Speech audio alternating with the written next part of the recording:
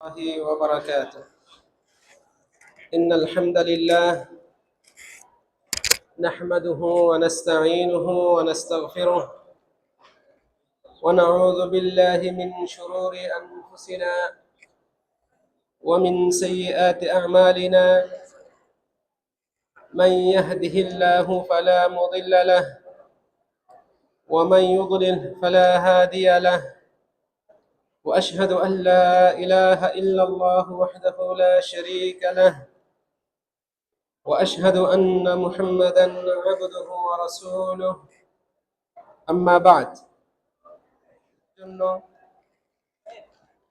যিনি আমাদেরকে আদম সন্তান রূপে সৃষ্টি করেছেন, জ্ঞানে, বুদ্ধিতে, কার্যকলাপে অন্যান্য সৃষ্টির উপর শ্রেষ্ঠত্ব প্রদান করেছেন, সরল সঠিক পথে চলার জন্য কোরআন নাজিল করেছেন, নবী মুহাম্মদ সাল্লাল্লাহু আলাইহি ওয়াসাল্লামকে প্রেরণ করেছেন, আমাদেরকে সঠিক পথের দিশা দান করেছেন। আলহামদুলিল্লাহ। অতঃপর দরুদ ও সালাম বর্ষণ হোক শেষ নবী, সর্বশ্রেষ্ঠ নবী, নবীদের সর্দার মুহাম্মদ সাল্লাল্লাহু আলাইহি ওয়াসাল্লামের উপর, যিনি তার উম্মতের প্রতি কল্যাণকামী ছিলেন, তাদের প্রতি সহানুভূতিশীল ছিলেন, তাদেরকে কল্যাণের পথে, উপকার হয় এমন কথা ও কাজের দিকে আহ্বান করে গিয়েছেন, অকল্যাণের যাবতীয় পথ মত থেকে সতর্ক করে গিয়েছেন।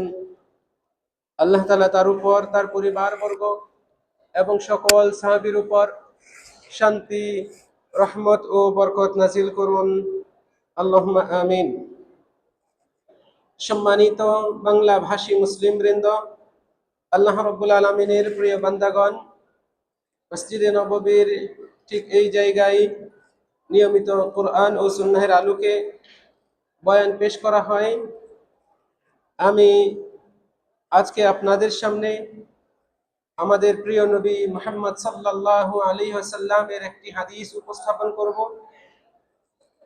এবং সেই আলোকে কয়েকটি কথা বলে আজকের বয়ান সমাপ্ত করব। ওয়া মা তৌফিকি ইল্লা বিল্লাহ।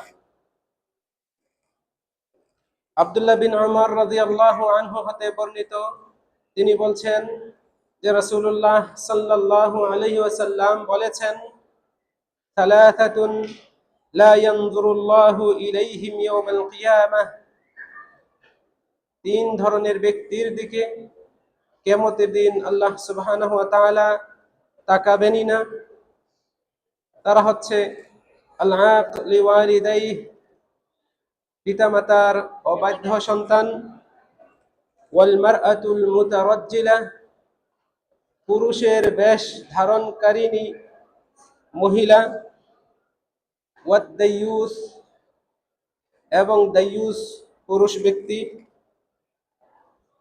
ওয়া সালাসাতুন লা ইয়াদখুলুনাল জান্নাহ, আর তিন ধরনের ব্যক্তি জান্নাতে প্রবেশ করতে পারবে না। তারা হচ্ছে আল-আক লিওয়ালিদাইহি, পিতামাতার অবাধ্য সন্তান, ওয়া মুদমিনুল খামর, মদ পানে অভ্যস্ত ব্যক্তি, ওয়াল মান্নানু বিমা আ'তা, যা দান করেছে এর উপর খোঁটা দানকারী, দান করে যে ব্যক্তি খোঁটা দেয়। এই হাদিসটি সুনানে নাসাই, মুসনাদে আহমদ সহ আরো বেশ কয়েকটি হাদিসের কিতাবে এসেছে। সম্মানিত দিনী ভাইয়েরা, এই হাদিসে নবী মুহাম্মদ সাল্লাল্লাহু আলাইহি ওয়াসাল্লাম তিন প্রকার ব্যক্তির কথা উল্লেখ করলেন যে আল্লাহ সুবহানাহু ওয়া তাআলা তাদের দিকে কিয়ামতের দিন তাকাবেনই না, এতটা ক্রোধান্বিত থাকবেন, তাদেরকে ঘৃণা করবেন, অপছন্দ করবেন। আবার তিন শ্রেণীর ব্যক্তিকে আল্লাহ সুবহানাহু ওয়া তাআলা জান্নাতে প্রবেশ করাবেন না, তাদের অপরাধ অতি মারাত্মক হওয়ার কারণে।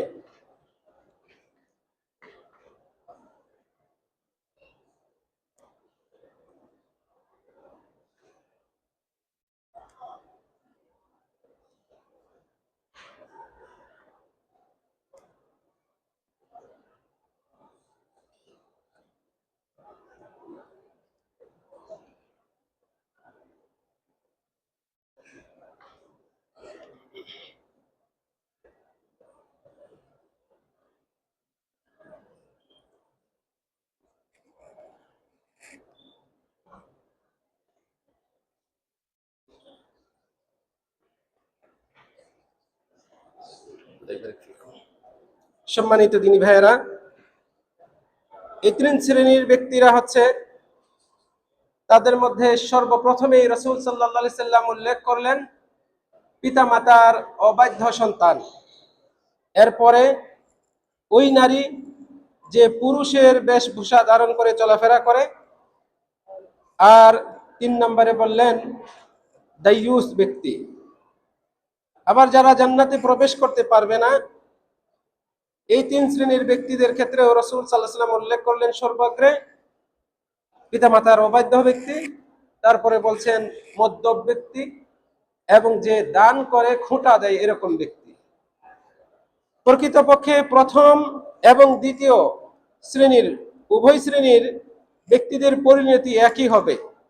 সম্মানিত দিনী ভাইরা, এই 3 শ্রেণীর ব্যক্তি যাদের দিকে আল্লাহ সুবহানাহু ওয়া তাআলা দৃষ্টি দেবেন না, যাদেরকে চরমভাবে ঘৃণা করবেন, যাদের উপর তিনি চরমভাবে ক্রোধান্বিত থাকবেন, এদের প্রথম ব্যক্তি হচ্ছে যে তার পিতামাতার অবাধ্য হয়, পিতামাতার অবাধ্য সন্তান, যাকে আরবিতে বলা হয় উকুকুল ওয়ালিদাইন। পিতামাতার সাথে অসদাচরণ করা, পিতামাতার অবাধ্য হওয়া, এটা ইসলামের দৃষ্টিতে অত্যন্ত জঘন্য একটি অপরাধ। বরং সরাসরি স্পষ্টভাবে এটাকে কবিরা গুনাহ হিসেবে আখ্যায়িত করা হয়েছে। পিতামাতার অধিকার সম্পর্কিত আমরা বহু আলোচনা শুনেছি। আমরা এই জায়গাতেও কোরআন ও সুন্নাহের আলোকে দীর্ঘ আলোচনা পেশ করেছিলাম। সম্মানিত দিনী ভাইয়েরা, আল্লাহ রাব্বুল আলামিন পিতামাতার অধিকারকে, তাদের প্রতি সদাচরণ করার বিষয়টিকে আল্লাহ সুবহানাহু ওয়া তাআলা নিজের অধিকারের পরেই উল্লেখ করেছেন।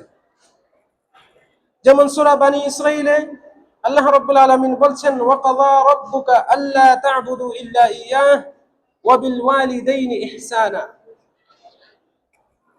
আপনার রব ফরজ করে দিয়েছেন, আবশ্যক করে দিয়েছেন, ফয়সালা করে দিয়েছেন যে তোমরা তাকে ব্যতীত অন্য কারো ইবাদত করবে না, আর পিতামাতার সাথে সদাচরণ করবে।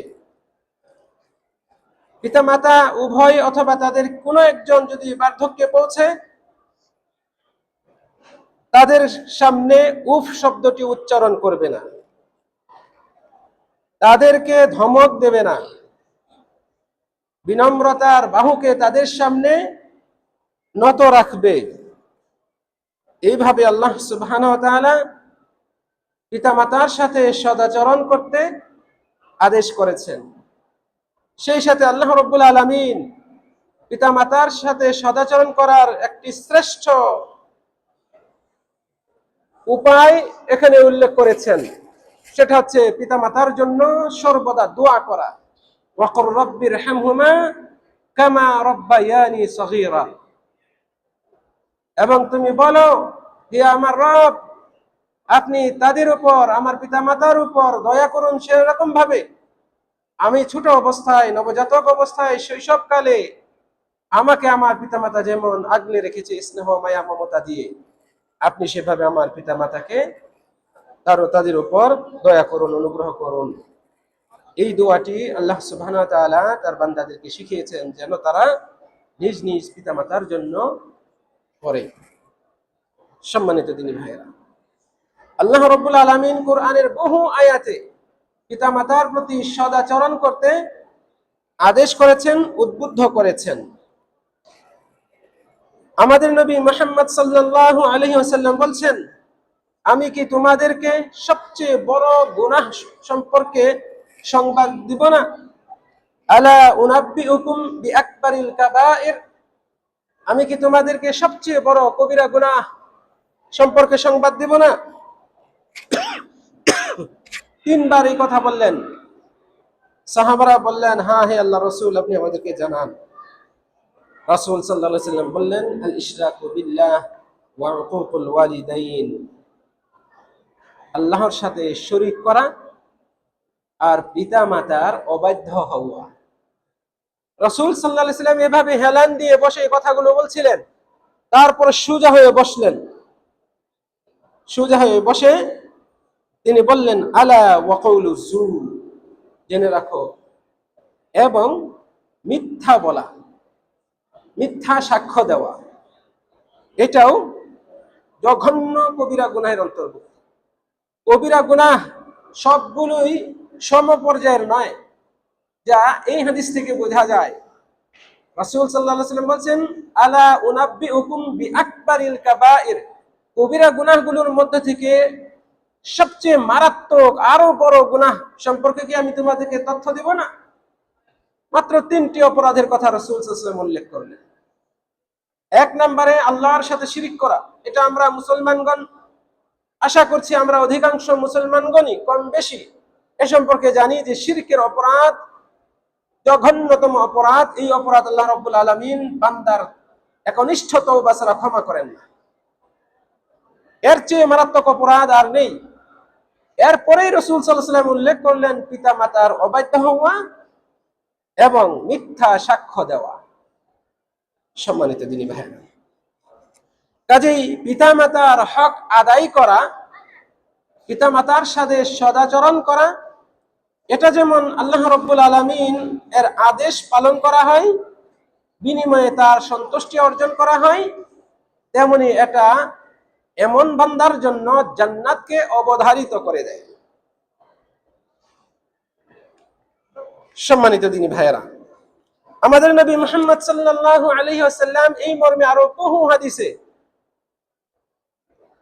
পিতা মাতার সাথে সদাচরণ করা এবং তাদের অবাধ্য হওয়া সম্পর্কিত কথা উল্লেখ করেছেন।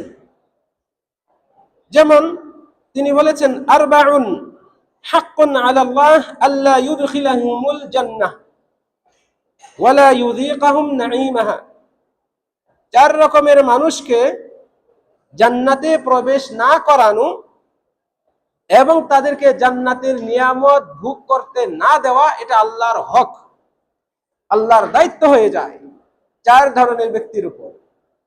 এই ধরনের শাস্তি প্রয়োগ করা আল্লাহর হক হয়। এদের মধ্যে 1 নম্বরে হচ্ছে মুদমিনু খামরিন, যে সর্বদা মদ পান করে, মদ পানে অভ্যস্ত ব্যক্তি, মদ, বিয়ার, এই জাতীয় বস্তু। ওয়া আকিলার রিবা, যে ব্যক্তি সুদ খায়, সুদখোর।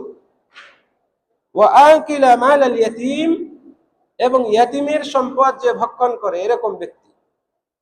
এই প্রকারের ব্যক্তি অহরহ রয়েছে, ইয়াতীমের সম্পদ ভক্ষণ করে। ওয়াল আক লিওয়ালিদাইহি, তারপরে রাসূল সাল্লাল্লাহু আলাইহি ওয়াসাল্লাম বলেন পিতামাতার অবাধ্য সন্তান। সম্মানিত দিনী ভাইরা, তাহলে পিতা মাতার সাথে অসদাচরণ করা, দুর্ব্যবহার করা, তাদেরকে ভয়ে আতঙ্কে রাখা, এটা ওই ব্যক্তির, ওই সন্তানের জাহান্নামে যাওয়ার বড় কারণ, জান্নাত থেকে বঞ্চিত হওয়ার বড় কারণ, রব্বুল আলামিনের নিয়ামত থেকে বঞ্চিত হওয়ার বড় কারণ। প্রিয় দিনী ভাইয়েরা, কাজে আমাদেরকে অবশ্যই পিতা মাতার সাথে সদাচরণ করতে হবে।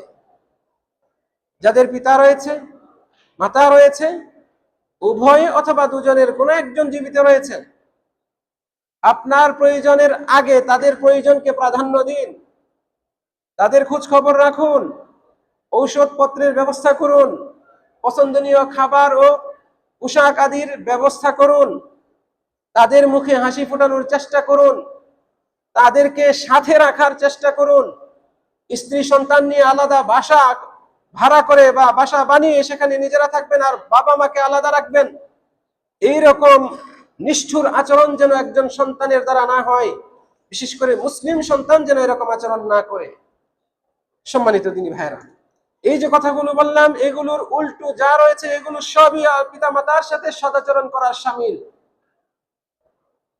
কাজেই আপনি আপনার পিতা মাতার জন্য আপনার সর্বোচ্চ চেষ্টা করুন, যেভাবে পারেন পিতা মাতাকে সন্তুষ্ট রাখার চেষ্টা করেন, যেভাবে পারেন পিতা মাতাকে তাদের হক, বিশেষ করে যখন তারা কর্ম অক্ষম হয়ে যায়, আপনার উপর নির্ভরশীল হয়ে যায়, কাজ করে আয় উপার্জন করে চলতে পারে না, এমন অবস্থায় চলে আসে, অত্যন্ত অসুস্থ অথবা বার্ধক্যে পৌঁছেছে, এমন অবস্থায় এমন একজন এর প্রয়োজন যে তাদের দেখাশোনা করবে, দেখভাল করবে, প্রয়োজনগুলো মেটাবে, এই অবস্থায় যদি পিতামাতা থাকে তাহলে আপনার উপর ফরজ, আপনার উপর আবশ্যক তাদের সেবা শুশ্রূষা করা, তাদের খোঁজ খবর রাখা। এমন যেন না হয় আপনি আপনার স্ত্রী সন্তানকে নিয়ে আলাদা রুমে থাকছেন, আলাদা রান্না করছে আপনার স্ত্রী, আপনি ভালো মন্দ বাজার করে নিয়ে আসেন, কিন্তু আপনার বাবা মা তা থেকে কিছুই পায় না। এরকম যেন না হয়। এটা ক্ষণিকের সুখ, এই সুখ বেশি দিন টিকবে না। পিতামাতার অবাধ্য হওয়া এমন একটি অপরাধ, যে অপরাধের শাস্তি আল্লাহ রাব্বুল আলামিন দুনিয়াতেও দেন, পরকালের জন্য রেখে দেন। অতএব সম্মানিত দিনী ভাইরা, আমাদেরকে অবশ্যই অবশ্যই সতর্ক থাকতে হবে। নবীজি মুহাম্মদ সাল্লাল্লাহু আলাইহি ওয়াসাল্লাম বলেছেন, রিদার রাব্বি ফি রিদাল ওয়ালিদি, রব্বুল আলামিনের সন্তুষ্টি পিতা মাতার সন্তুষ্টির উপর নির্ভর করে। ওয়াসাখাতুর রাbb ফি সাখাতিল ওয়ালিদ, পিতার অসন্তুষ্টির উপর নির্ভর করে রব্বুল আলামিনের অসন্তুষ্টি। কাজে আপনার উপর আপনার পিতা সন্তুষ্ট, আপনার রবও আপনার উপর সন্তুষ্ট। আপনার পিতা মাতা আপনার উপর অসন্তুষ্ট, আপনার রবও আপনার উপর অসন্তুষ্ট। আপনি রবের কাছে সবচেয়ে ঘৃণিত ব্যক্তি। কথাগুলো আমার বানানো কথা নয়, নবী মুহাম্মদ সাল্লাল্লাহু আলাইহি ওয়াসাল্লাম বলেছেন। সম্মানিত দিনী ভাইয়েরা, রাসূলুল্লাহ সাল্লাল্লাহু আলাইহি ওয়াসাল্লাম বলেছেন, তোমরা তোমাদের পিতা মাতার সেবা করো, তাদের সাথে সদাচরণ করো। ইয়াবুররুকুম আবনাউকুম, তাহলে তোমাদের সন্তানেরাও তোমাদের সাথে সদাচরণ করবে। আপনার বিশাল অট্টালিকা, 5 তলা 10 তলা বিল্ডিং, এত বড় বিল্ডিং এ আপনি থাকেন, আপনার শ্বশুর থাকে, আপনার শাশুড়ি থাকে, শালি থাকে, শালা থাকে, অমুকে থাকে, তমুকে থাকে, ভাড়াটিয়ারা থাকে, কিন্তু সেই বিশাল বিল্ডিং এ আপনার বাবা মার জায়গা হয় না। আপনার বাবা মার জায়গা হয় সেই বৃদ্ধাশ্রম। আপনার মতো দুর্ভাগা সন্তানের কেউ হতে পারে না পৃথিবীতে।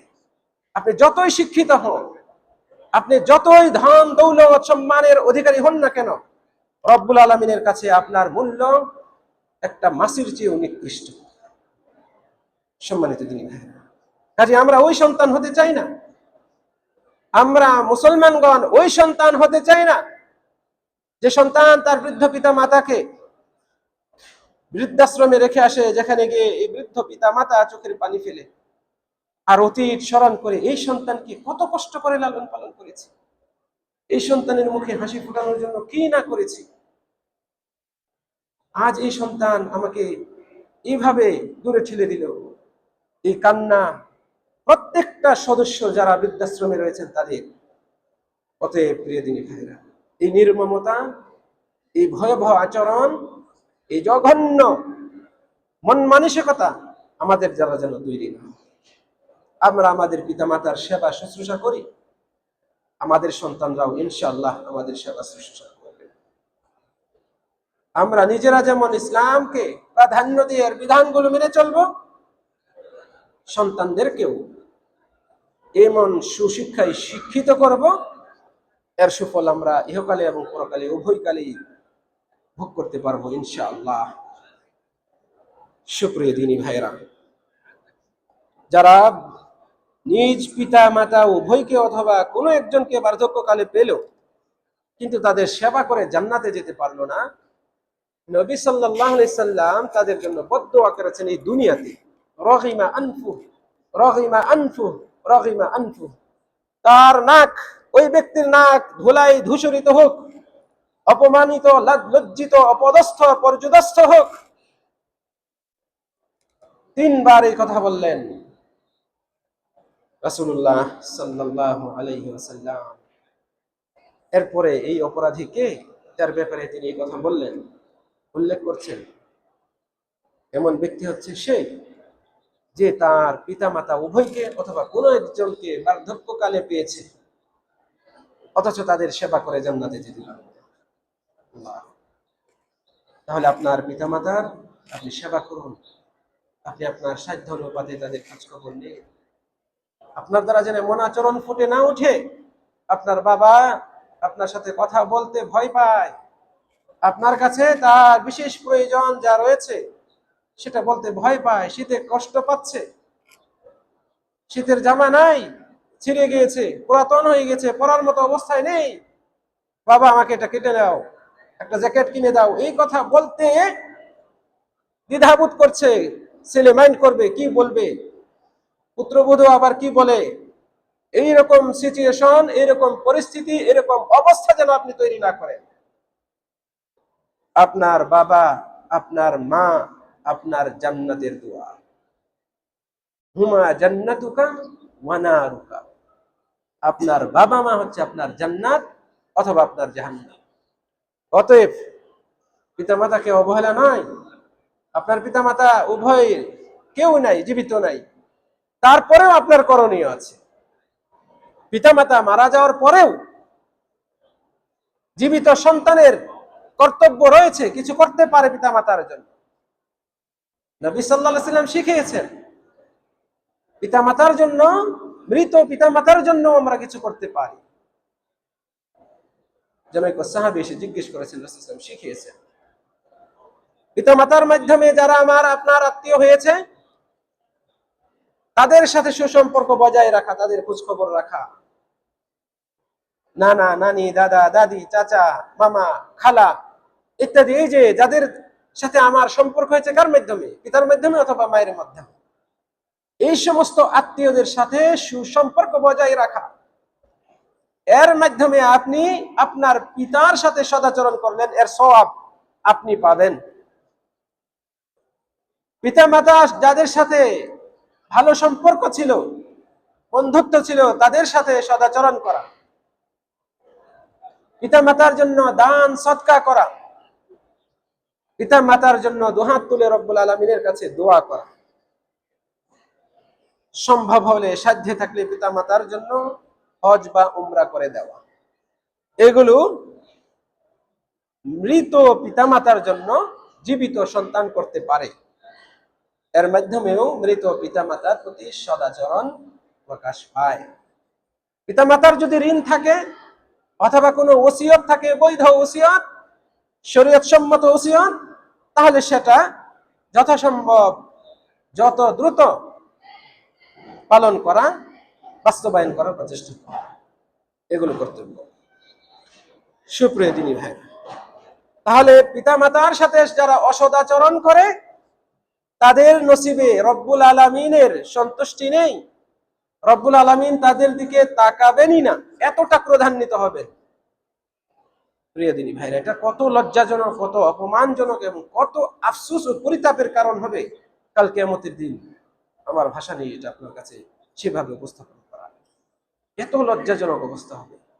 পিতামাতার সাথে দুর্ব্যবহার করার কারণে আল্লাহ রাব্বুল আলামিন যেদিন আপনার সাথে তাকাবেন না, আল্লাহ রাব্বুল আলামিন আপনার সাথে, আপনার দিকে, আমার দিকে তাকানো যেদিন পৃথিবীর এবং পরকালের, ইহকাল পরকাল উভয় জগতের শ্রেষ্ঠ নিয়ামত হবে, সেই দিন আপনি এই নিয়ামত থেকে বঞ্চিত হবেন। আল্লাহ রাব্বুল আলামিন আমাদেরকে সকলকে হেফাজত করুন।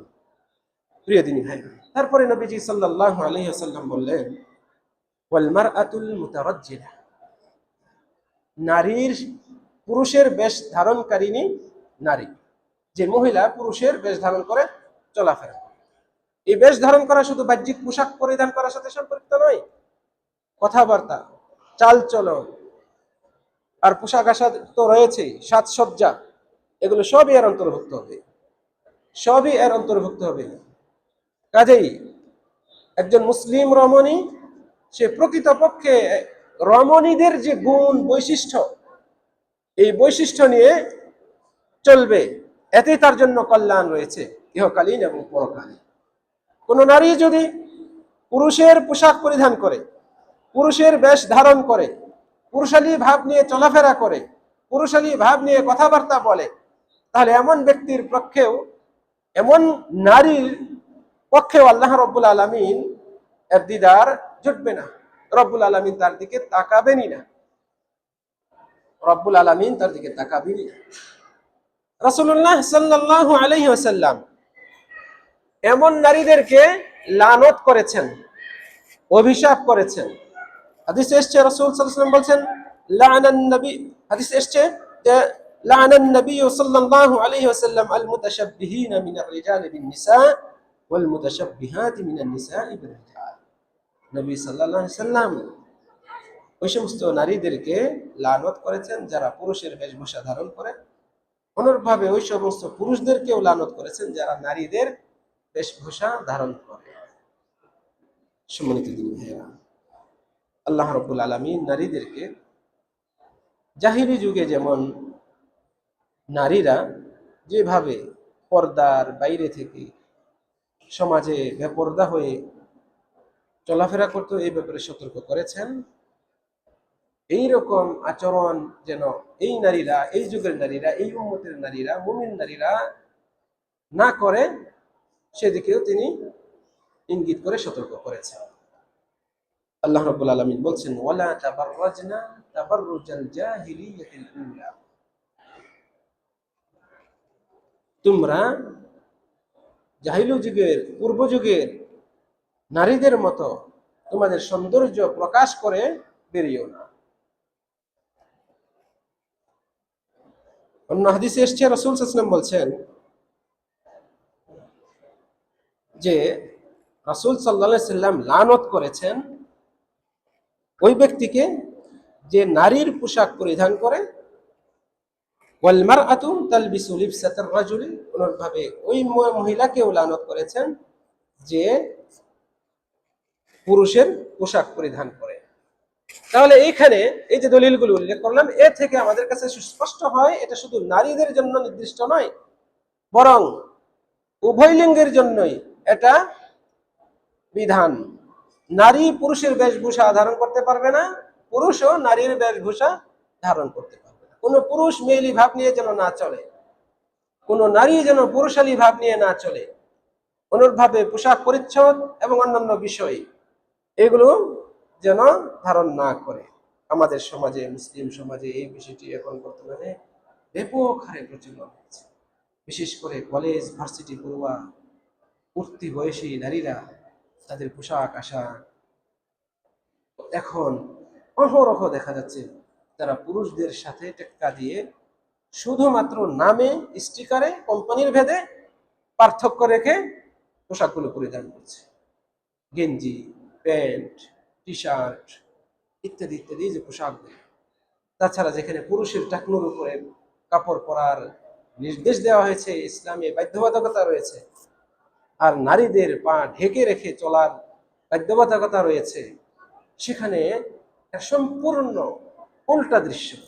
নারীরা এমন ধরনের পায়জামা, ট্রাউজার ইত্যাদি বা প্যান্ট ব্যবহার করছেন যেগুলো সব টাকনুর উপরে, এমনকি 3/4 এই জাতীয় পোশাকও নারীরা পরছে, যেখানে নারীদেরকে বুকের উপর ওড়না, চাদর ঝুলিয়ে দিতে আদেশ করা হয়েছে। আল্লাহ রাব্বুল আলামিন কোরআনে এক জায়গায় নয়, কয়েক জায়গায় এই বিষয়টি উল্লেখ করেছেন। সেখানে এই ওড়নার বিরোধিতা এখন প্রকাশ্যে করা হচ্ছে মুসলিম সমাজে, আমাদের সমাজে। সম্মানিত দিনী ভাই, এটা আল্লাহ রাব্বুল আলামিনের লানত আসার লক্ষণ, রব্বুল আলামিনের ক্রোধ পতিত হওয়ার লক্ষণ। এই কাজে যারা জড়িত তাদের প্রতি আল্লাহ রাব্বুল আলামিন ক্রোধান্বিত। এই কাজ যারা করে তাদের জন্য রব্বুল আলামিনের সন্তুষ্টি অসম্ভব, হারাম। এজন্য তো রাসূল সাল্লাল্লাহু আলাইহি ওয়াসাল্লাম বলছেন সালাসাতুন লা ইয়ানজুরুল্লাহু ইলাইহিম ইয়াউমাল কিয়ামা, 3 প্রকার মানুষের দিকে কাল কিয়ামতের দিন আল্লাহ তাআলা তাকাবেনই না। এর মধ্যে একটা হচ্ছে নারী, এমন নারী যে পুরুষালী ভাব ধরে, পুরুষের বেশভূষা ধারণ করে চলাফেরা করে। আল্লাহ সুবহানাহু ওয়া তাআলা আমাদেরকে হেফাজত করুন। প্রিয় দিনী ভাইরা, 3 নম্বরে রাসূল সাল্লাল্লাহু আলাইহি ওয়াসাল্লাম বলছেন ওয়াদ দায়ুস, এবং দায়ুস ব্যক্তি। দায়ুস এটা আমাদের কাছে পরিচিত একটি শব্দ। দায়ুস হচ্ছে এমন খারাপ লোক যার মধ্যে কোনো রকমের গায়রত নাই, ঈর্ষা নাই, লজ্জাবোধ নাই, প্রেস্টিজ, আত্মসম্মান বোধ নাই। নিজের স্ত্রী, নিজের মেয়ে, নিজের বোন আকাম কুকাম করে বেড়ায়, বেপরদায় চলে, নানান রকমের পুরুষের সাথে উঠাবেশা করে, তারা যায় তাদের কাছে আসে, অথচ সে বাধা দেয় না। সে অভিভাবক, সে স্বামী, সে পিতা, সে বড় ভাই, অথচ বাধা দেয় না। এইরকম পুরুষ হচ্ছে দায়ুস পুরুষ, যে তার পরিবারে অশ্লীলতাকে সমর্থন দেয়, অনুমোদন দেয়। অসম্ভব এই ব্যক্তির দিকে আল্লাহ রাব্বুল আলামিন রহমতের দৃষ্টিতে তাকাবেন না, এটা ওয়াদা আল্লাহ রাব্বুল আলামিনের নবী সাল্লাল্লাহু আলাইহি ওয়াসাল্লাম উল্লেখ করেছেন। এমন দায়ুস ব্যক্তি, তার দিকে আল্লাহ রাব্বুল আলামিন তাকাবেন না। শেখুল ইসলাম ইবনে বাজ, শেখ বিন বাজ রাহিমাহুল্লাহ, সৌদি আরবের গ্র্যান্ড মুফতি ছিলেন।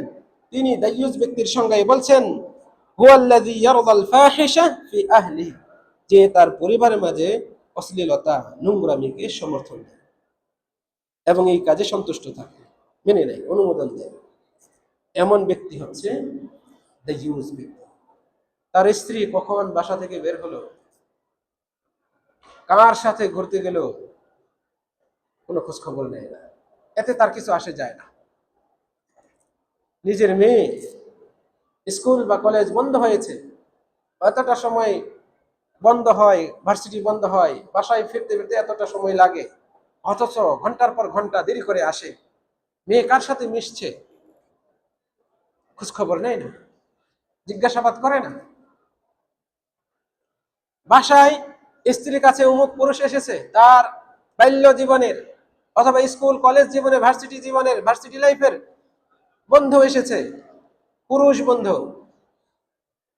স্বামী জানেই না, বাসায় এসে দেখে তারা বাসায় রয়েছে, গল্প গুজব করছে বা অন্য কিছু। এই যে বিষয়টা, এটা অনেক পরিবারে একটা কমন দৃশ্য। এই পরিবারের যিনি গার্জিয়ান পুরুষ, ওই স্বামী, সে দায়ুস, সে দায়ুস। তার মেয়ে ভার্সিটিতে পড়ে, মেয়ের ছেলে বন্ধু বাসায় চলে আসে গ্রুপ স্টাডি করার নামে। এটা কোনোভাবেই ইসলাম সমর্থন দিতে পারে না, দেয় না, কোনোভাবেই না। এই গ্রুপ স্টাডির নামে ছেলে মেয়েদের মধ্যে যা চলে, এটা বেহায়াপনা ছাড়া আর কিছু নয়, অধিকাংশই বেহায়াপনা ছাড়া কিছু নয়।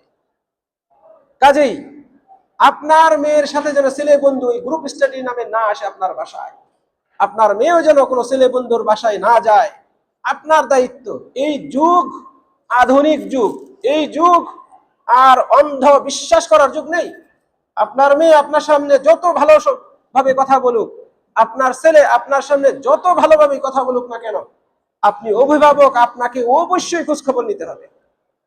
কারণ এই যুগ ফিতনার যুগ, প্রত্যেকের হাতে হাতে ফিতনা রয়েছে, প্রত্যেকের ঘরে ঘরে ভীষণ রকমের ফিতনা রয়েছে। অতএব সতর্ক থাকুন। আপনি মুসলিম হয়ে অবহেলা, উদাসীনতা মোটেও কাম্য নয়। কোন মুসলিম উদাসীনতাকে প্রশ্রয় দিতে পারে না। ওয়ালা তাকুম মিনাল গাফিলিন, আল্লাহ রাব্বুল আলামিন বলছেন, তুমি গাফেলদের মতো হইও না, তুমি উদাসীনদের মতো হইও না। তোমরা যা করো, তোমার রব সে ব্যাপারে গাফেল নন। কাজেই আপনি দেখেও না দেখার ভান ধরবেন, আল্লাহ রাব্বুল আলামিন কিন্তু জানেন, হিসাবের সম্মুখীন হতে হবে। প্রিয় দিনী ভাইরা, নবী মুহাম্মদ সাল্লাল্লাহু আলাইহি ওয়াসাল্লাম বলছেন, সালাসাতুন ক্বাদ হারামাল্লাহু আলাইহিমুল জান্নাহ, তিন ধরনের ব্যক্তির উপর আল্লাহ রাব্বুল আলামিন জান্নাতকে হারাম করে দিয়েছেন। তার মধ্যে অন্যতম হচ্ছে ওয়াদ-দায়ুস আল্লাযী ইয়াকিররু ফি আহলিহি আল-খাবস, দায়ুস পুরুষ, দায়ুস ব্যক্তি, যে তার পরিবারে অশ্লীলতাকে অনুমোদন দেয়, পরিবারে অশ্লীলতাকে অনুমোদন দেয়। এমন পুরুষ, এমন ব্যক্তির জন্য জান্নাত হারাম। রব্বুল আলামিন আমাদের সকলকে হেফাজত করুন।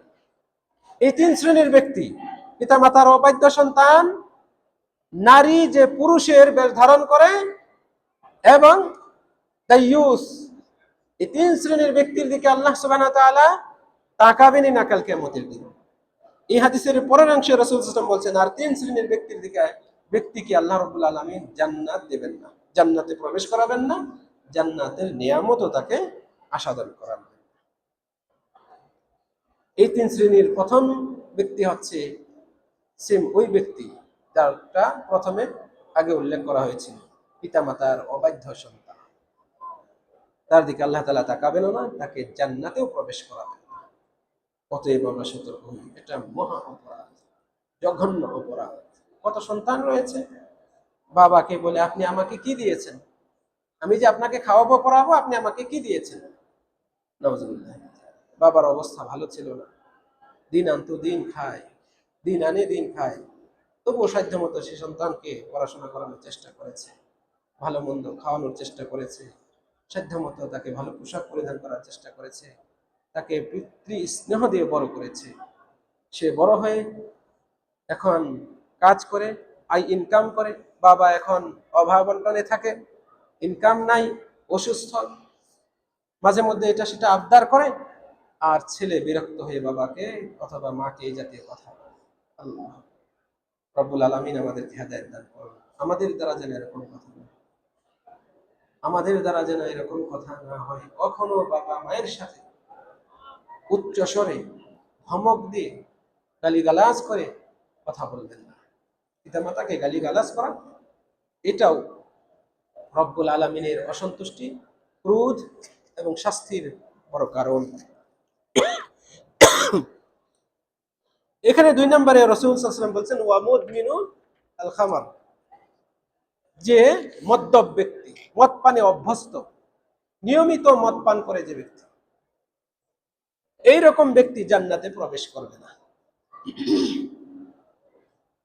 আল্লাহ সুবহানাহু ওয়া তাআলা মহাগ্রন্থ আল কোরআনে মদকে হারাম ঘোষণা করে দিয়েছে, এটাকে নাপাক বলেছে এবং এটা থেকে বেঁচে থাকতে আদেশ করেছে। ইন্নামাল খামরু ওয়াল মাইসিরু ওয়াল আনসাবু ওয়াল আজলামু রিজসুম মিন আমালিশ শাইতান, নিশ্চয়ই মদ, এইভাবে আরো কয়েকটি উল্লেখ করে বললেন এইগুলো নাপাক, শয়তানের কাজ। ফাজতানিবু, কাজে তোমরা এটা থেকে, এগুলো থেকে বিরত থাকো। এই আয়াতের মাধ্যমে আল্লাহ সুবহানাহু ওয়া তাআলা মদ হারাম করে দিয়েছে, এটা শয়তানের কাজ, এটা নাপাক। আব্দুল্লাহ বিন উমর রাদিয়াল্লাহু আনহু হতে বর্ণিত, রাসূলুল্লাহ সাল্লাল্লাহু আলাইহি ওয়াসাল্লাম বলেছেন, আল্লাহ সুবহানাহু ওয়া তাআলা মদকে লানত করেছে, যে মদ পান করে এমন ব্যক্তিকেও লানত করেছে, যে মদ ঢেলে দেয় এমন ব্যক্তিকেও লানত করেছে, যে মদ বিক্রি করে তাকেও লানত করেছে, যে মদ কিনে নিয়ে আসে তাকেও লানত করেছে, যে মদ তৈরি করার সময় মদ এই যে বস্তু থেকে, আঙ্গুর বা এই জাতীয় বস্তু থেকে রস বের করে, হ্যাঁ, এমন ব্যক্তির উপর আল্লাহ রাব্বুল আলামিন লানত করেছে। যার জন্য এটা করা হয়, যার অর্ডার পেয়ে এই কাজগুলো করছে, এমন ব্যক্তির উপরও লানত করেছে। ওয়াহামিলাহা, যে সরবরাহ করে, গাড়িতে করে ঢাকা থেকে টাঙ্গাইল পৌঁছিয়ে দেয়, উত্তরা থেকে বনানীতে নিয়ে পৌঁছিয়ে দেয়। আছেন এরকম ড্রাইভার, সে নিজে খায় না কিন্তু জানছে এটা মদ, এই অর্ডারটা সে নিয়ে এক জায়গা থেকে আরেক জায়গায় ডেলিভারি দিচ্ছে। মদের ডেলিভারি যে দেয় তাকেও লানত করেছেন। ওয়াল মাহমুলাতু ইলাইহা, যার কাছে মদ পৌঁছে দেওয়া হয়, ডেলিভারি দেওয়া হয়, তাকেও লানত করেছেন। এর মানে মদে, এটা আমার কথা না, আমি অনুবাদ শোনালাম আপনাকে, রাসূল সাল্লাল্লাহু আলাইহি ওয়াসাল্লামের হাদিস, আবু দাউদ শরীফের হাদিস। এর মানে মদের সাথে জড়িত যত মানুষ রয়েছে সবার উপর লানত। আপনি মদ খেয়ে, অমুক ব্যক্তি মদ খেলে যে শাস্তিযোগ্য হয়েছে, আপনি এই মদ তৈরি করার কারণে, অথবা মদ তাকে এনে দেওয়ার কারণে, অথবা মদ তাকে গ্লাসে ঢেলে দেওয়ার কারণে, যদি খাদেম হয়, কাজের লোক হয়, কাজের বুয়া হয়, তবুও সে এই লানত প্রাপ্ত হবে, সমান অপরাধী। এত জঘন্য একটা বিষয়, যার সাথে সম্পৃক্ত আনুষঙ্গিক সবাই সমান অপরাধী। এই জন্যই বলা হয়েছে, যে ব্যক্তি মদ তৈরি করে এমন ব্যক্তি যদি আপনার দোকানে আসে আঙ্গুর কিনতে, আপনি তার কাছে আঙ্গুর বিক্রি করবেন না, আপনার জন্য জায়েজ নেই। কারণ মদ তৈরি করার অন্যতম প্রধান একটা উপাদান হচ্ছে আঙ্গুর, যদিও আরো অন্যান্য উপাদান রয়েছে, কিন্তু যেহেতু ওই ব্যক্তি মদ তৈরি করে, তার মদের কারখানা রয়েছে, বাসায় অথবা কোথাও সে মদ বানায়, আপনি জানেন সে আপনার দোকানে আসছে আঙ্গুর কিনতে, আঙ্গুর বিক্রি করা তো জায়েজ, নিঃসন্দেহে এটা জায়েজ। কিন্তু যেহেতু এই আঙ্গুর নিয়ে এই ব্যক্তি হারাম কাজ করবে, অতএব তার কাছে আপনার মদ বিক্রি, এই আঙ্গুর বিক্রি করা জায়েজ নয়। এইরকম ফতোয়াও রয়েছে। সম্মানিত দিনী ভাইরা, অতএব আমরা সতর্ক হই। আমাদের সমাজে অনেক দোকানদার রয়েছেন 5 ওয়াক্ত নামাজ পড়ে, হালাল খাওয়ার ব্যাপারে পূর্ণ সতর্ক, কিন্তু দোকানে সিগারেট রাখতেই হবে। অথচ এই সিগারেট হারাম, নিজে জানেন এটা হারাম, নিজে খান না, সন্তানরা যেন না খায়, পরিবারে যেন সিগারেট না ঢোকে, শতভাগ সতর্ক তিনি। কিন্তু দোকানে ঠিকই তিনি হাজার হাজার মানুষকে এই সিগারেট বিড়ি সাপ্লাই দিচ্ছে। বস্তুত এর মাধ্যমে তিনি কিছু হারামও খাচ্ছেন। আল্লাহ আমাদেরকে হেফাজত করুন। এই বিড়ি বিক্রি করে অনেক দোকানদার এই অজুহাতে যে এটার ওসিলায় আমার দোকানে বেশি বেচা কেনা হয়, এটার ওসিলায় দোকানে বেচা কেনা বেশি হয়, খরিদ্দার বেশি আসে, কাস্টমার বেশি পাওয়া যায়। এটা ওয়াসওয়াসা, এটা শয়তানের ওয়াসওয়াসা। শয়তান খুশি হয় এই কথার দ্বারা। মনে রাখবেন, হারাম ব্যবসায় বরকত নেই। হালাল উপার্জন করুন, অল্পে সন্তুষ্ট থাকুন, রব্বুল আলামিন বরকত দিবেন। এই বরকত এমন সময়ে পাবেন যখন আপনার প্রচন্ড প্রয়োজন, অভাব থাকবে, তখন হয়তো আপনি অনুভব করবেন রব্বুল আলামিন আমাকে বাঁচিয়ে দিয়েছে। আপনি নিজেই বলবেন হয়তো জীবনে কোন একটা ভালো কাজ করেছিলাম, এই জন্য আল্লাহ তাআলা আমাকে এই বিপদ থেকে উদ্ধার করেছে। এরকম কত উদাহরণ দেখেছি। আমরা জানি না রব্বুল আলামিন আমাকে অথবা আপনাকে ওই বিপদ থেকে উদ্ধার করেছেন কোন ভালো আমলের কারণে, আমরা জানি না। আমরা কত দোয়া করি আল্লাহর কাছে, সব তো কবুল হয় নাই। এই যে দোয়াগুলো করেছি, যেগুলো একনিষ্ঠ ভাবে, এগুলো অবশ্যই আল্লাহর কাছে কবুল হয়। হয় সরাসরি যা চেয়েছি তা দেন, না হয় এর বদৌলতে, এটার পরিবর্তে আমাকে অদূর ভবিষ্যতে কোনো বিপদ থেকে উদ্ধার করেন, অথবা ভালো কোনো সফলতা দান করেন, সুখ শান্তি সুসংবাদ নিয়ামত দান করেন, অথবা পরকালে রেখে দিবেন। তুমি দোয়া করেছিলে, এই দোয়ার পুরস্কারই আজকে নাও। এইভাবে আল্লাহ রাব্বুল আলামিন আপনার আমার দোয়ার বিনিময় দিবেনই দিবেন। বলছিলাম, আপনি হালাল খান, অল্প উপার্জন করেন, কিন্তু হালাল খান, এর উপর সন্তুষ্ট থাকুন, ইনশাআল্লাহ রাব্বুল আলামিন আপনাকে বরকত দিবেন। প্রিয় দিনী ভাইরা, আব্দুল্লাহ বিন আমর রাদিয়াল্লাহু আনহু হতে বর্ণিত, তিনি বলছেন, আমি শুনেছি নবীজি সাল্লাল্লাহু আলাইহি সাল্লাম বলেছেন, লা ইয়াশরাবুল খামরা রাজুলুম মিন উম্মতি ফায়াকবালুল্লাহু মিনহু সালাতা 40 ইয়াওমান। আমার উম্মতের কোন ব্যক্তি যদি মদ পান করে, আল্লাহ সুবহানাহু ওয়া তাআলা তার 40 দিনের নামাজ কবুল করবেন না। এই উম্মতের কেউ যদি মদ পান করে, 40 দিনের ইবাদত, রাসুল ইবাদা, শ্রেষ্ঠ ইবাদত নামাজ আল্লাহ তাআলা কবুল করবেন না।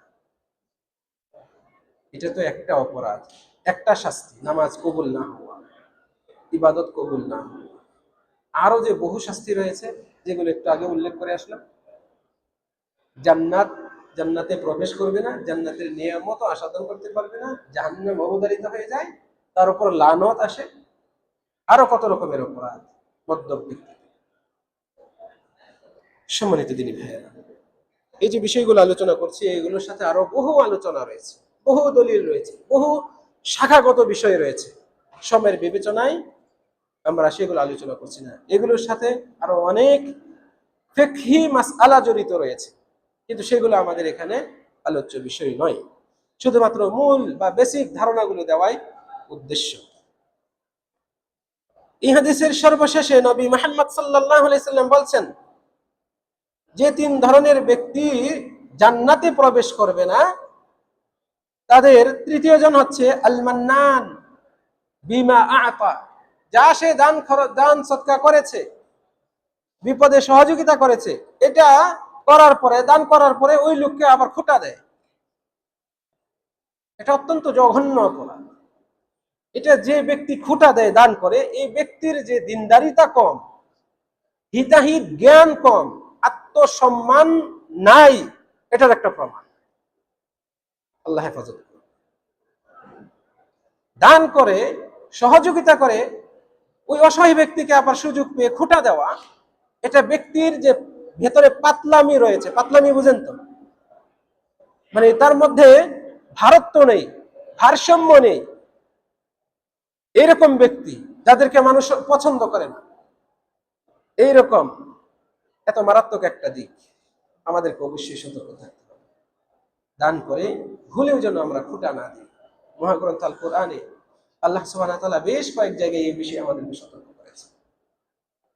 যেমন আল্লাহ তাআলা বলছেন, ইয়া আইয়ুহাল্লাযীনা আমানু লা তুবতিলু সাদাকাতিকুম বিল মান, হে ঈমানদারগণ, তোমরা খুঁটা দিয়ে তোমাদের দান সদকাকে নষ্ট করো না। দান করেছেন, ভালো কাজ করেছেন, এই ভালো কাজ আর ভালো থাকবে না যদি আপনি কখনো ওই ব্যক্তিকে খুঁটা দেন। আপনি অন্যায় করেছেন, কোন কারণে সেই ব্যক্তি যাকে আপনি একসময় দান করেছিলেন সে এটা সাক্ষী, এখন সে সত্য বলতে গিয়ে সাক্ষ্য দিল, যদিও আপনার বিরুদ্ধে গিয়েছে, এখন আপনি তাকে খুঁটা দিবেন? অসম্ভব। সে তো ন্যায়ের উপর রয়েছে, আপনার খুঁটা দেওয়ার অধিকার নেই। সে তার হক আদায়ের জন্য যা করেছে, এই জন্য আপনি তাকে খুঁটা দিবেন না। আপনার প্রতিবেশী অভাবে রয়েছে, আপনি তাকে সহযোগিতা করেন, নিয়মিতই সহযোগিতা করেন। কোনো এক সময় কোনো এক কারণে দ্বন্দ্ব হলো, যেখানে আপনি অথবা আপনার পরিবারের সদস্য দোষী, বিচার নিয়ে এসেছে, আপনি উল্টো তাকে খুঁটা দিচ্ছেন, এমন যেন না হয়। ইসলাম আমাদেরকে শিক্ষা দেয় না, ইসলাম আমাদেরকে শিক্ষা দেয় না। আল্লাহ সুবহানাহু ওয়া তাআলা বলছেন, আল্লাযীনা ইউনফিকুনা আমওয়ালাহুম ফি সাবিলিল্লাহ, যারা তাদের সম্পদকে, অর্থ করিকে আল্লাহর রাস্তায় খরচ করে, সুম্মা লা ইউতবিউনা মান্না সুম্মা লা ইউতবিউনা মা আনফাকু মান্না ওয়ালা আযা, যা দান সদকা করেছে এই কারণে আর এরপরে খুঁটা দেয় না, কষ্ট দেয়, কথাও শোনায় না, যারা এরকম ভাবে দান সদকা করে, লাহুম আজরুহুম ইনদা রাব্বিহিম, তাদের জন্যই তাদের রবের কাছে প্রতিদান রয়েছে, সওয়াব রয়েছে। ওই দানের সওয়াব রব্বুল আলামিনের কাছে রয়েছে। যারা দান করে, দান করার পর খুঁটা দেয় না, কষ্টদায়ক কটু কথা, অপমানমূলক কথা, দুই চারটা কথা শুনিয়ে দেয় না, এমন ব্যক্তি বা এমন দানশীলদের দানের সওয়াব রব্বুল আলামিনের কাছে গচ্ছিত রয়েছে। ওয়ালা খাউফুন আলাইহিম ওয়ালা হুম ইয়াহজানুন, আল্লাহ তাআলা বলেন এমন দানবীর যারা, তাদের কোনো ভয় নাই, তাদের কোনো টেনশন নাই, দুশ্চিন্তার কারণ নাই। প্রিয় দিনী ভাইরা, এর মাধ্যমে রব্বুল আলামিন ইঙ্গিত দিলেন দান সদকা করা এটা জান্নাতে যাওয়ার, দান সদকা করে খুঁটা না দেওয়া জান্নাতে যাওয়ার, রব্বুল আলামিনের সন্তুষ্টি লাভ করার একটা উপায়, মাধ্যম। আল্লাহ রব্বুল আলামিন বলছেন, দেখুন আল্লাহ তাআলা কিভাবে বলছেন কথা, কওলুম মা'রুফ ওয়া মাগফিরাহ খায়রুম মিন সাদাকাতিন ইয়াতবাউহা আযা, ভালো কথা বলা অথবা ক্ষমা করা, মানে এড়িয়ে যাওয়া, মার্জনা করা, এটা ওই দানের চেয়ে উত্তম যে দান করার পরে খোঁটা দেওয়া হয়। অনেক ব্যক্তি রয়েছে, বৃদ্ধ মানুষ হাতটা পেতেছে, ভিক্ষা চেয়েছে, দু চারটা কথা শুনিয়ে দেন, পেয়েছেন তো পুঁজি ছাড়া ব্যবসা, হাত পাতলেই পকেটে টাকা ঢোকে, এই যে কথাগুলো বলা, বয়স্ক মানুষ, অসুস্থ হতে পারে, তার সন্তান নেই, হতে পারে তার এত অভাব যার কারণে সে বের হয়েছে, এই বৃদ্ধ অভাবী অসহায় এই ব্যক্তির অন্তরে এমন আঘাতমূলক কথা বলে, আপনি 50 টাকা 10 টাকা 5 টাকা বের করে দিলে তাতে কি না? আল্লাহ রাব্বুল আলামিন বলছেন কাউলুম মারুফ ওয়া মাগফিরাহ, ভালো কথা বলা আর এড়িয়ে যাওয়া, ক্ষমা করে দেওয়া, এটাই উত্তম তোমার ওই দানের চেয়ে, যে দান করার পরে তুমি খোঁটা দাও, টাকা দাও, ভিক্ষা দাও আর খোঁটা দাও, একটা কটু কথা শুনিয়ে দাও, এরকম দানের চেয়ে ভালো কথা বলে মাফ করবেন, আরেক সময় ইনশাআল্লাহ, আজকে আমার সম্ভব না, বা ইত্যাদি, আল্লাহ আপনাকে বরকত দান করুন, আপনার অভাব আল্লাহ দূর করুন, আমি আজকে দিতে পারছি না, এই জাতীয় কথা বলে আপনি চলে যান, তাহলেও তো এটা আল্লাহ রাব্বুল আলামিন বলছেন আপনার ওই দানের চেয়ে উত্তম, দেওয়ার সময় দু চারটা কথা শুনিয়ে দিলেন, এর চেয়ে উত্তম। ওয়াল্লাহু গনিয়্যুন হালিম, নিশ্চয়ই আল্লাহ, ওয়াল্লাহু আর আল্লাহ, গনিয়্যুন তিনি অমুখাপেক্ষী, অভাব নাই তার, হালিম তিনি সহনশীল, ধৈর্যশীল। আমরা কত অন্যায় করি, আল্লাহ রাব্বুল আলামিন দেখেন, জানেন, তবুও তিনি সরাসরি আমাদেরকে আযাব দেন না, তিনি সহনশীল। গানিয়ুন, তার কোনো অভাব নেই, তার কোনো প্রয়োজন নেই, কোনো কিছুরই প্রয়োজন নেই। তবু রব্বুল আলামিন বলছেন আমাদেরই কল্যাণের জন্য, এটা করো এটা করো না, এটা কেবলই আমাদের কল্যাণের জন্য। আমরা যদি দান সৎকার না করি, আমরা যদি নামাজ রোজা না করি, আমরা যদি কোরআন তেলাওয়াত না করি, দ্বীন ইসলাম পালন না করি, আমাদের রব বিশ্বপ্রভু আল্লাহ সুবহানাহু ওয়া তাআলার ন্যূনতম ক্ষতি হবে না। পৃথিবীর সব মানুষ যদি মুসলমান হয়, আল্লাহ রাব্বুল আলামিনের ইবাদত করে, 5 ওয়াক্ত নামাজ পড়ে, সব সময় ভালো পথে চলে, রব্বুল আলামিনের এক আনাও উপকার হবে না। বুঝাইতে পেরেছি? অর্থাৎ আমাদের রব গানি, তিনি অভাব মুক্ত, কোনো কিছুর প্রয়োজন নেই। কিন্তু রব্বুল আলামিন চান বান্দাদের কাছ থেকে এটা, বান্দারা এটা করুক, তার আদেশ মানুক, যেহেতু তিনি সৃষ্টি করেছেন, যেহেতু তিনি রিজিক দিয়েছেন, যেহেতু তিনি তার ভালো মন্দ সবকিছুর মালিক, কাজেই তার কথা যেন বান্দারা মেনে চলে, এটা আল্লাহ তাআলা চান, এটা আল্লাহ রাব্বুল আলামিন চান। সম্মানিত দিনী ভাইরা, তাহলে দান সৎকার ক্ষেত্রে আমরা অবশ্যই খোঁটা দেওয়া, কটু কথা শোনানো, অপমান করা, এই জাতীয় বিষয় থেকে সতর্ক থাকবে। দান করে ওই অসহায় ব্যক্তির কাছ থেকে কিছু পাওয়ার আশা করা, এটা থেকেও আমরা বিরত থাকবো, সতর্ক থাকবো। দান করতে হবে নিঃস্বার্থ ভাবে। আবারও বলছি, দান হবে একেবারে নিঃস্বার্থ ভাবে। সেখানে আপনার কোনো ওই ব্যক্তির কাছ থেকে পাওয়ার কিছু থাকবে না, পাওয়ার থাকবে শুধুমাত্র রব্বুল আলামিনের কাছ থেকে, রব্বুল আলামিনের কাছ থেকে। কাজেই আপনি কাউকে দান করে বলবেন আমার জন্য দোয়া করিয়েন, দান করলেন, দান করার পরে বলবেন দোয়া করিয়েন, এই জিনিসটাকেও অনেক আলেম বলছেন এটাও ঠিক না। কারণ আপনি দান করে একটা বিনিময় চাইলেন, মনে হয় বুঝাইতে পারি নাই। দোয়া চাওয়া কিসের প্রেক্ষিতে? আপনি দান করলেন, তারপরে বললেন আমার জন্য দান করিয়েন, এটা কিন্তু বিনিময় চাওয়া হলো দান করে। বুঝতে পেরেছেন কোন দৃষ্টিকোণ থেকে আলেমগণ সতর্ক করেছেন? তাহলে আপনার দানটা হবে নিঃস্বার্থ। কোরআনের একটা আয়াত রয়েছে, আমি এখন মনে পড়ছে না, এই মসজিদে নববীর সুযোগ্য ইমাম শেখ ডক্টর আব্দুল মুহসিন আল কাসিম হাফিজাহুল্লাহ, তিনি এই কথা উল্লেখ করেছেন, দান করে কোনো কিছু চাইবে না, কোনো কিছুর আশা করবে না ব্যক্তির কাছ থেকে, ওই অসহায় গরিব মিসকিন ফকির তার কাছ থেকে আশা করবে না, এমনকি দোয়াটা পর্যন্ত না। সে যদি নিজ থেকে দোয়া করে আলহামদুলিল্লাহ, সে যদি দোয়া নাও করে তুমি দান সদকা করেছো, তুমি কোন নিয়তে করেছো সেটা রব্বুল আলামিন জানেন। ইন্নাল্লাহা আলিমুন বিযাতিস সুদূর, আপনার অন্তরে কি রয়েছে সেটা আল্লাহ রাব্বুল আলামিন জানেন। এর প্রেক্ষিতে আল্লাহ রাব্বুল আলামিন আপনাকে প্রতিদান দেবেন, কিন্তু যাকে দিয়েছেন তার কাছ থেকে কেউ আশা করবেন না। সুপ্রিয় দিনী ভাইরা, রব্বুল আলামিনের কাছে আজকের এই সংক্ষিপ্ত আলোচনা শেষে কামনা করি রব্বুল আলামিন আমাদেরকে তার সন্তুষ্টির পথ অবলম্বন করে চলার তৌফিক দান করুন। যে কথায় কাজে রব্বুল আলামিন অসন্তুষ্ট হন, জাহান্নামকে অবধারিত করে দেন, জান্নাত থেকে বঞ্চিত করেন, এই জাতীয় জঘন্য পাপ অপরাধগুলো থেকে যেন আমরা বিরত থাকতে পারি, রব্বুল আলামিন আমাদের সকলকে তৌফিক দান করুন। প্রিয় দিনী ভাইরা, আগামীকালকে ইনশাআল্লাহ মসজিদে নববীর ঠিক এই জায়গায় বয়ান পেশ করা হবে। আপনারা নিজেরা আসবেন, অন্যদেরকে সাথে নিয়ে আসবেন, এই কামনা রেখে আজকের সংক্ষিপ্ত আলোচনা শেষ করছি। أقول قولي هذا واستغفر الله لي ولكم ولسائر المسلمين من كل ذنب فاستغفروه إنه هو الغفور الرحيم. السلام عليكم ورحمة الله.